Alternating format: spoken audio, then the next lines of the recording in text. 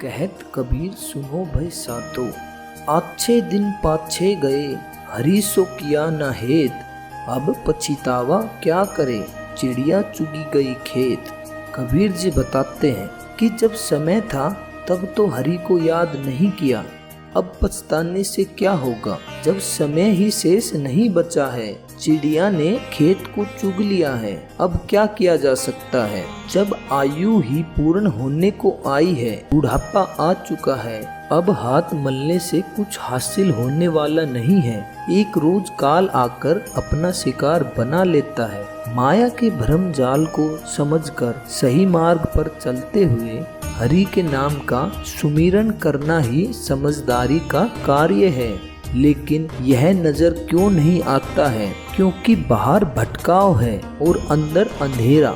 इस अंधेरे को सत्य के दीपक से दूर किया जा सकता है। मार्ग कठिन है लेकिन असंभव भी नहीं है। इसी बात को समझाते हुए कबीर जी ने कहा है, अच्छे दिन पाछे गए, हरि सो किया न हेत। अब पछतावा क्या करे, चिड़िया चुगी गई खेत। कहत कबीर सुनो भई साधो, देखा देखी भक्ति है, कदे न चढ़ई रंग। बिपती पड़ा यूं छाड़ सी, जूं कंचुली भवंग। इस दोहे का शब्दार्थ है, देखा देखी भक्ति है, मतलब जो देखा देखी में भक्ति करते हैं। कदे न चढ़ई रंग, इस भक्ति का कभी भी रंग नहीं चढ़ता, मतलब यह भक्ति कभी भी गूढ़ मतलब गहरी नहीं हो सकती।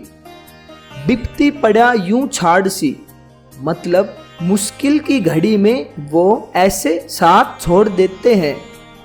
जू कंचुली भवंग, मतलब जैसे सांप अपनी केंचुली को बदल देता है। जो सांप होता है उसके ऊपर एक केंचुली होती है। जो सांप की स्किन मतलब त्वचा होती है, तो सांप मुश्किल समय में अपनी उस त्वचा जिसे हम केंचुली बोलते हैं उसको छोड़ देता है और केंचुली छोड़ के वहां से चला जाता है। कबीर जी इस दोहे में यही बता रहे हैं कि देखा देखी की भक्ति कभी भी सार्थक नहीं हो सकती। देखा देखी में की गई भक्ति क्षणिक होती है, मतलब कुछ पल की होती है, और विपत्ति काल में मतलब मुश्किल समय में व्यक्ति अपनी उस संगति मतलब उस भक्ति को छोड़ देता है। जैसे सांप अपनी केंचुली को उतार देता है, ऐसे ही लोगों का अनुसरण करके भक्ति करने वाले लोग भी अपने मार्ग पर स्थायी मतलब हमेशा तक नहीं रह सकते। अतः कबीर जी इस साखी के माध्यम से यही बता रहे हैं कि हमें भक्ति के प्रति प्रतिबद्ध रहना चाहिए कि हम अपनी भक्ति को मुश्किल समय में भी न छोड़ पाए। तो ऐसे ही कबीर जी ने कहा है, देखा देखी भक्ति है, कदे न चढ़ई रंग। बिपती पड़ा यूं छाड़ सी, जूं कंचुली भवंग। आपा तजय हरि भजय, नख सिख तजय विकार। सब जीवन से निर्भय रहे, साधु मता है सार। इस साखी का भावार्थ है, अहंकार को छोड़े, हरि का भजन करे, नख से शिखा तक के विकारों का परित्याग करे, सभी जीवों से निर्वैर रहे और उत्तम विचारों के पथ पर चले। यही जीवन का सार है। यह साखी बहुत महत्वपूर्ण है। इसमें जीवन कल्याण के लिए 5 उत्तम बातें बताई गई हैं, जिनके आचरण से जीवन महान हो जाता है। वे 5 बातें हैं, अहंकार का त्याग, हरि भजन, सर्व दोषों का त्याग, सबसे निर्वैरता तथा साधुमत। हम इन पर अलग अलग विचार करेंगे। आपा तजय, आपा के 3 अर्थ हैं। आपा का मुख्य अर्थ अपना स्वरूप एवं अपना स्वत्व है, दूसरा अर्थ अहंकार है और तीसरा अर्थ शुद्ध बुद्ध एवं होश है। जैसा कि ऊपर कहा गया है कि आपा का मुख्य अर्थ अपना स्वरूप है। आपा कहते ही हैं अपने आप को, अपनी सत्ता एवं अपने स्वरूप को। कबीर जी ने इस साखी में आपा तजने की बात कही है, इसलिए यहाँ के आपा का अर्थ न अपना स्वरूप है न शुद्ध बुद्ध है, क्योंकि इन्हें त्यागने की बात तो कही ही कैसे जाएगी, बल्कि इन्हें रखना ही जीवन है। अतएव इस साखी के आपा का अर्थ अहंकार है। कबीर जी कहते हैं कि सारे अहंकारों का परित्याग करें। देह आदि के अहंकार में पड़कर ही सारा संसार जल रहा है, इसे त्याग कर ही शीतलता मिलेगी। यहाँ हरि भजय का अर्थ विधि परक है। मान लो हरि का अर्थ भगवान है, तो भगवान क्या हो सकता है? भगवान के दो भेद माने जाते हैं, सगुण और निर्गुण। सगुण भगवान देहधारी होता है, वह देहधारी भगवान मनुष्य है। इसलिए हरि का एक अर्थ कोशकारों ने मनुष्य भी माना है। यदि मनुष्य हरि है तो उसकी सेवा करना हरि भजन है। दूसरा हरि का स्वरूप निर्गुण है, जो मानसिक तथा भौतिक आयाम से परे शुद्ध चेतन है। वह मनुष्य का अपना आपा है, अपना चेतन स्वरूप है। उसका भजन है स्मरण। सगुण क्षेत्र में निर्जीव मूर्तियों, चित्रों एवं कब्रों की आरती उतारना, उनको भोग लगाना भले कोई सगुण हरि सेवा माने, परंतु सजीव प्राणियों की सेवा ही असली हरि की सेवा है। नख सिख तजय विकार। एडी से चोटी तक के सारे दोषों का सर्वथा परित्याग करें। संतजन सारे विकारों को 3 वर्गों में बांटते हैं। वे है शरीर, वाणी और मन। शरीर के 3 दोष, चोरी, हत्या एवं व्याभिचार। वाणी के 3 दोष, गाली, निंदा और झूठ। तथा मन के 4 दोष, ईर्ष्या, क्रोध, मान और छल। इन सब का त्याग जीवन की विशेषता है। कबीर जी कहते हैं कि नख से शिखा तक के सारे विकारों को त्यागना ही सच्चा भजन है। सब जीवन से निर्वैर रहे। जीवन में सब विशेषण लगाकर कबीर जी ने सार्वभौमिक प्रेम, करुणा एवं दया करने की प्रेरणा दी है। किसी से भी वैर न करे, पर मत वालों से वैर, पर जाति एवं पर वर्ण वालों से वैर, पर घर, पर परिवार, पर समाज, पर देश वालों से ही नहीं किंतु किसी जीव से भी वैर न रखें। सब जीवों से निर्वैरता की भावना रखें। इसी में सुख है, शांति है, विजय है और समृद्धि है। साधु मता। साधु मत का अर्थ है उत्तम विचार, शील स्वभाव एवं त्याग भाव। कबीर जी कहते हैं कि सुविचारित पथ पर चलो। अपने मन, वाणी तथा इंद्रियों का ऐसा व्यवहार करो कि दूसरे को यथासंभव कष्ट न हो और त्याग भाव से रहो। साधु मत का अर्थ यह भी है कि जैसे मानव मात्र की एक जाति है, वैसे उन्हें एक जाति का समझो। ऊंच नीच, छुआछूत आदि का पाखंड दूर करो। निर्जीव पदार्थों एवं पुतलों को न पूजो। किसी व्यक्ति को जगत कर्ता मत समझो, अर्थात जातिवाद, वर्णवाद, छुआछूतवाद, मूर्ति पूजावाद, देवी देवतावाद से रहित शुद्ध आत्मज्ञानी एवं सदाचारी बनो। इन 5 बातों के हो जाने पर कबीर जी कहते हैं कि तब जीवन का मानो सार प्राप्त हुआ। आपा तजय हरि भजय, नख सिख तजय विकार। सब जीवन से निर्वैर रहे, साधु मता है सार। कहत कबीर सुनो भय साधो, चलती चक्की देख कर दिया कबीरा रोए। 2 पाटन के बीच में साबुत बचा न कोय। कबीरदास स्पष्ट तौर पर समाज में व्याप्त बुराइयों पर कटाक्ष करते हैं। वह कहते हैं कि अज्ञानता के कारण समाज में व्याप्त कुरीतियों आदि में फंसकर एक सभ्य व्यक्ति भी पिसता जा रहा है। वह व्यक्ति उसी प्रकार पिसता जा रहा है जिस प्रकार चक्की के 2 पाटों के बीच अन्न। कबीर जी कहना चाहते हैं कि यह दुनिया माया जाल है। इस माया जाल में पड़कर सभी प्रकार के मानुष पिसते जा रहे हैं। चाहे छोटा हो या चाहे बड़ा हो, कोई भी इस माया जाल से नहीं बच पा रहा है। चलती चक्की देखकर दिया कबीरा रोए। 2 पाटन के बीच में साबुत बचा न कोय।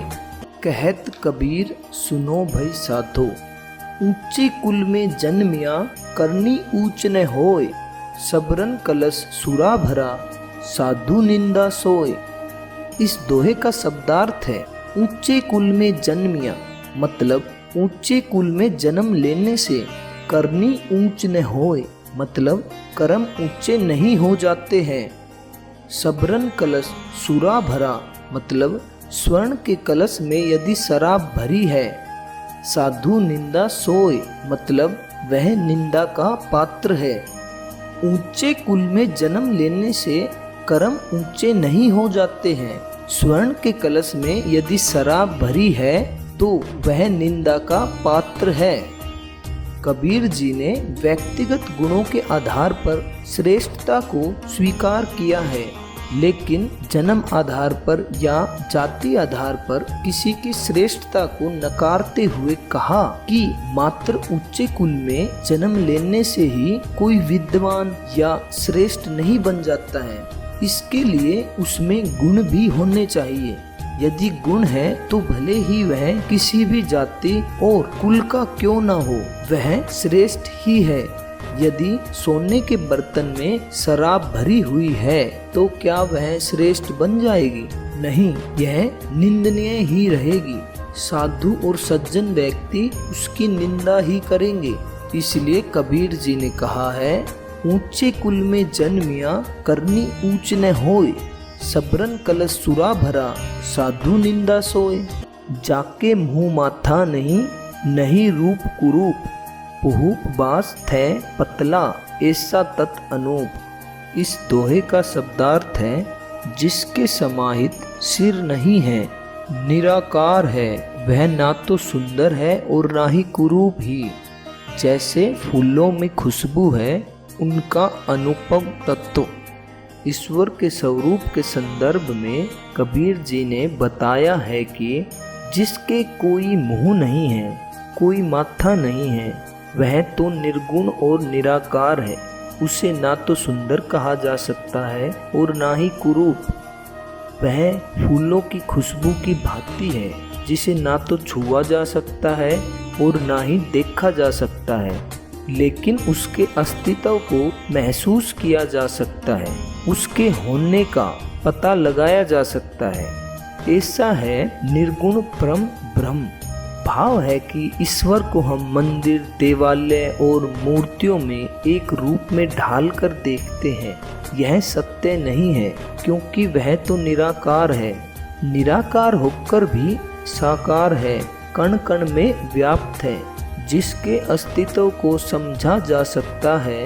कबीर जी ने जहाँ मूर्ति पूजा का विरोध किया, वहीं पर लोगों को धार्मिक कर्मकांड और अंधविश्वास के प्रति भी जागृत किया और समझाया कि ईश्वर किसी स्थान विशेष का मोहताज नहीं है, वह तो कण कण में है, समस्त ब्रह्मांड में व्याप्त है। उसे कहीं ढूंढने के लिए जानने की आवश्यकता नहीं है, वह तो हमारे घट में ही है। वस्तुतः मानवता को अपनाकर और सही मार्ग पर चलकर हम सत्य के प्रकाश में उसे महसूस कर सकते हैं। ईश्वर को महसूस करने की क्षमता भी तभी आएगी जब हम भक्ति के प्रति पूर्ण समर्पित होंगे। यदि डरपोक तैराक की भांति ऊपर ऊपर ही घूम फिर कर आ गए तो कुछ भी हाथ नहीं लगने वाला।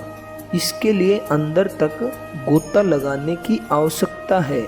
इस दोहे के माध्यम से कबीर जी ने निर्गुण और निराकार पूर्ण ब्रह्म के विषय में संदेश दिया है।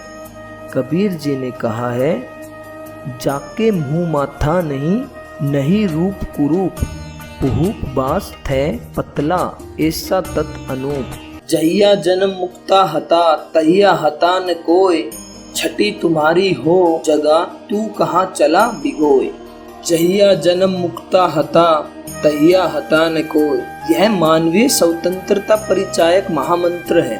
जीव जब जब मानव शरीर में रहता है तब तब उसके पास मानसिक व्यवस्था का कोई बंधन नहीं रहता। त्याग से ही बंधन कटते हैं और त्याग करने में मनुष्य सर्वथा स्वतंत्र है।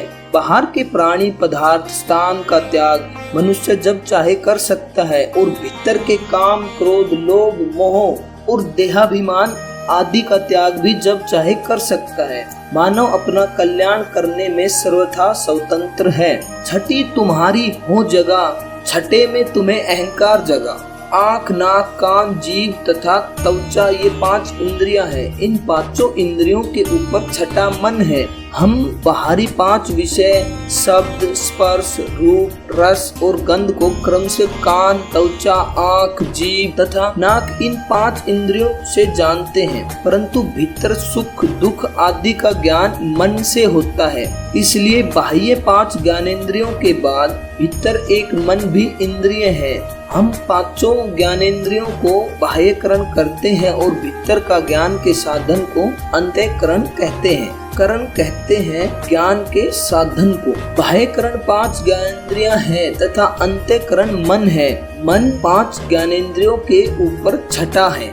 कबीर जी कहते हैं मन बहुत काम की चीज है। विकासशील मन ही तो मनुष्य के जीवन में प्रमुख स्थान रखता है। उसी को विवेक पूर्ण बनाकर जीव कल्याण होता है।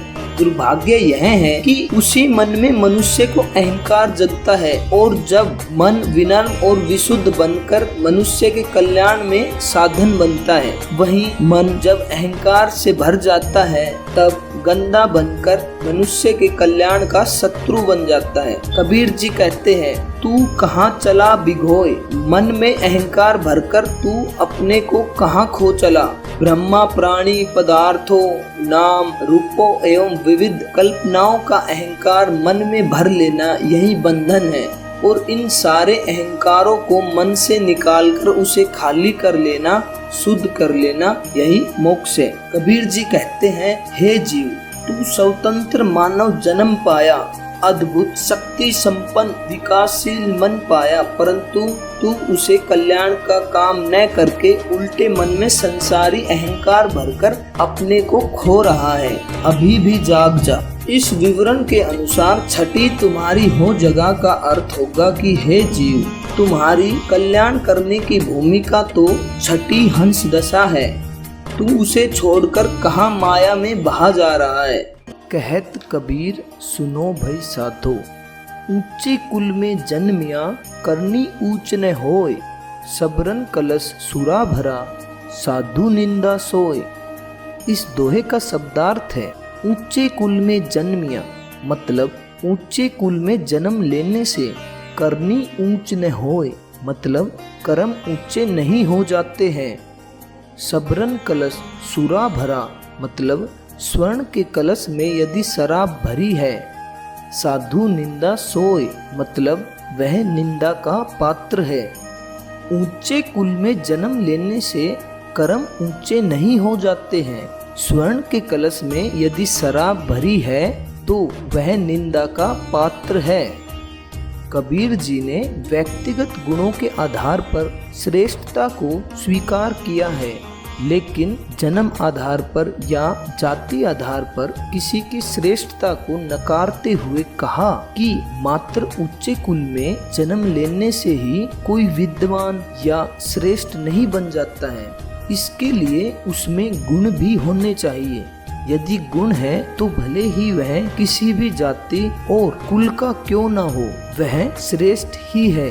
यदि सोने के बर्तन में शराब भरी हुई है तो क्या वह श्रेष्ठ बन जाएगी? नहीं, यह निंदनीय ही रहेगी। साधु और सज्जन व्यक्ति उसकी निंदा ही करेंगे। इसलिए कबीर जी ने कहा है ऊंचे कुल में जन्मिया करनी ऊंच न होय, सबरन कलश सुरा भरा साधु निंदा सोय। पीर का घर शिखर पर जहाँ सिल हली गैल, पाँव न टिके पपील का तहाँ खलखन लादे बैल। इस साखी का भावार्थ है जीव की चिर चिंतन स्थिति उसके अपने सर्वोच्च स्वरूप चेतन में है। उस तक पहुँचने का रास्ता फिसलन से भरा है। जहाँ चींटी के पैर नहीं टिकते वहाँ संसार के लोग बैल पर सामान लादकर व्यापार करना चाहते हैं। यहाँ कबीर जी का अर्थ केवल ग्रंथकार कबीर साहिब से नहीं है, किंतु जीव वाची से है। कबीर जी कहते हैं कि जीव की अपनी नित्य स्थिति उसके अपने चेतन स्वरूप में है। जीव का अपना चेतन स्वरूप ही तो सर्वोच्च है। सारी वासनाओं को छोड़कर अपने चेतना में ही सदैव स्थित रहना जीव का सर्वोच्च शिखर है। इस स्थिति में जो पहुंच जाता है वह सदैव के लिए कृतकृत्य हो जाता है, मतलब वह मोक्ष को प्राप्त हो जाता है। परंतु यह ध्यान देने योग्य है कि इसका रास्ता रकटीला है, फिसलन से भरा है। पहली बात तो यह है कि लोग नाना मान्यताओं, कल्पनाओं एवं भ्रांतियों में पड़े हैं, उन्हें छोड़ने के लिए तैयार ही नहीं होते। वे परमात्मा और मोक्ष को भी अपने से अलग ही देखते रहते हैं। इसी कारण ही उनको अपने स्व स्वरूप का सच्चा बोध होना ही दुर्लभ हो जाता है। दूसरी बात है विषय वासनाओं का त्याग। अच्छी संगत और दृढ़ पुरुषार्थ के बिना मन एकदम निर्विषय नहीं होता। साधना में निरंतरता और सावधानी की बहुत आवश्यकता है। वस्तुतः सावधानी ही साधना है। थोड़ा सा असावधान हुए तो विषयों का चिंतन अडिग हो सकता है। अतः इसी कारण स्वरूप स्थिति का मार्ग फिसलन से भरा है। परंतु इन बातों को सुनकर घबराने की बात नहीं है। खतरों को न बताया जाए तो सावधानी आएगी कैसे। वस्तुतः स्वरूप स्थिति का रास्ता तो स्वच्छ है, उसमें फिसलन तो है ही नहीं। फिसलन तो विषय वासनाओं का रास्ता है। जिसने मन, वाणी और कर्मों से विषय वासनाओं का त्याग कर दिया, उसके जीवन में स्वरूप स्थिति का मधु है, अमृत है। या व्यक्ति ठीक से समझकर विषयों से सावधान हो जाए और स्वरूप ज्ञान तथा स्वरूप परिस्थितियों के मार्ग पर चलने लगे तो कृतार्थ हो जाए, अर्थात अपने लक्ष्य में सफल हो जाए। राजा होकर कोई घूर पर तथा कचरे में दाना क्यों बीनेगा। स्वरूप स्थिति का साम्राज्य पाकर विषयों के कीचड़ की ओर नजर भी क्यों उठाएगा। जिसको निर्विषय स्वरूप स्थिति का सिंहासन मिल गया वह आनंद कंद हो जाएगा। आगे कबीर जी बता रहे हैं, पाँव न टिके पपील का तहाँ खलकन लादे बैल। संसार के लोग समझदार नहीं हैं। जिस रास्ते में चींटी के पैर न जमते हो वहाँ बैल ले जाकर व्यापार करने की बात भी नहीं सोची जा सकती। अभिप्राय यह है कि स्वरूप स्थिति एवं मुक्ति होती है सभी विषयों का त्याग करके, परंतु उसे प्राप्त करने के लिए लोग नदी स्नान, मूर्ति दर्शन, व्रत, उपवास, हवन, तर्पण, कीर्तन आदि करते रहते हैं। यह ठीक है कि ये सब साधारण मनुष्य के लिए सात्विक उत्साह उत्पन्न करते हैं, परंतु इतने ही में रुक जाना अविवेक है। अलग से मोक्ष पाने का भ्रम तथा ईश्वर दर्शन की सनक, यह वहाँ बैल पर सामान लाद कर व्यापार करने जैसी ही बात है। जहाँ चींटी के पैर न टिके हो। मोक्ष कोई ऐसी वस्तु नहीं है जो कहीं बाहर से मिले। ईश्वर कुछ ऐसा नहीं जिसके दर्शन होते हो। दर्शन रूप विषय के होते हैं जो जड़ माया है। वस्तुतः सब वासनाओं को छोड़कर चेतन का अपने आप शांत हो जाना ही मोक्ष है। यही ईश्वर की प्राप्ति है। या और जो कुछ कहना चाहो इसे कह लो। इसके अलावा परमार्थ की कोई परिनिष्ठित परिभाषा नहीं है। तभी कबीर जी ने कहा है, कबीर का घर शिखर पर जहाँ सिल हली गैल, पाँव न टिके पपील का तहाँ खलखन लादे बैल। साईं इतना दीजिए जामे कुटुम समाए, मैं भी भूखा न रहूं साधु न भूखा जाए। कबीरदास जी इस दोहे के माध्यम से ईश्वर से प्रार्थना करते हैं कि हे ईश्वर, मुझे उतना ही धन अन्न जल प्रदान कीजिए जिससे अपना पेट भर सकूं तथा कोई साधु भूखा न जाए। इसका आशय यह है कि मेरे द्वार आने वाला मेहमान को भी मैं भोजन करा सकूं। कबीर जी के इस दोहे से यही संदेश है कि आज के संसार में संतोष का कोई स्थान नहीं रह गया है। प्रत्येक व्यक्ति अधिक से अधिक कमाने, संपत्ति अर्जित करने की दौड़ में लगा है। चाहे भले ही उसके पास अपार संपत्ति दौलत हो, वह कभी अपने मन को तसल्ली नहीं दे पाता है। इस कारण वह अमीर होने के बावजूद भी दिल का गरीब बनकर भाग दौड़ में लगा रहता है। कबीर जी के इस दोहे में निहित संदेश को हम अपने जीवन में अपनाकर संतोष एवं सुख की प्राप्ति कर सकते हैं। साईं इतना दीजिए जामे कुटुम समाए, मैं भी भूखा न रहूं साधु न भूखा जाए। इस दोहे को, इस पंक्ति को कोई व्यक्ति स्मरण करेगा तो निश्चित ही उसके मन में कोई लालच का विकार नहीं आएगा। वह भी एक साधारण जीवन व्यतीत कर सकेगा और इस अपार संपत्ति की भागदौड़ से परे हटकर अपने संतोष की ओर ध्यान देगा और दिल से गरीब न बनकर दिल से अमीर बनेगा और मन में संतोष पैदा करेगा। साईं इतना दीजिए जामे कुटुंब समाए, मैं भी भूखा न रहूं साधु न भूखा जाए। लूट सके तो लूट ले राम नाम की लूट, पाछे फिर पछताओगे प्राण जाही जब छूट। कबीरदास जी कहते हैं कि हे प्राणी, चारों तरफ ईश्वर के नाम की लूट मची है। अगर लेना चाहते हो तो ले लो, जब समय निकल जाएगा तब तू पछताएगा, अर्थात जब तेरे प्राण निकल जाएंगे तो भगवान का नाम कैसे जप पाएगा। इस दोहे में कबीर जी कहते हैं लूट सके तो लूट ले राम नाम की लूट। कबीर जी बता रहे हैं कि इस संसार में जहाँ देखो जिधर देखो सब जगह राम ही राम है, मतलब वो परमात्मा की बात कर रहे। हर जगह आपको परमात्मा मिल जाएंगे। तो परमात्मा की लूट मची है, आप उसे लूट सको तो लूट लो, मतलब आप परमात्मा को पा सकते हो तो पालो। चारों तरफ परमात्मा है।